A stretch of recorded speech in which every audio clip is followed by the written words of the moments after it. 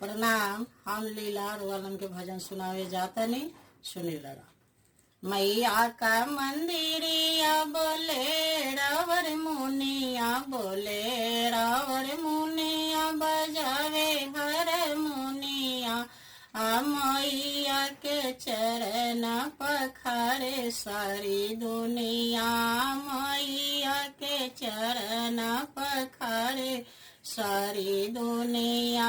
मैया का मंदिरिया बोले रावर मुनिया बोले रावर मुनिया बजावे हर मुनिया मैया के भोगवा लगावे सारी दुनिया मैया के भोगवा लगावे सारी दुनिया।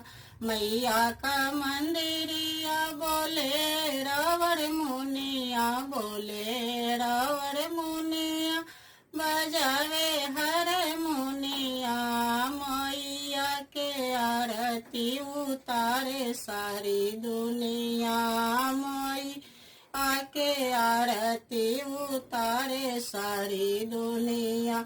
अच्छा लगे तो लाइक करम लगन, ज्यादा से ज्यादा शेयर करम लगन, यही हौसला हमार बढ़ावत रही लगन।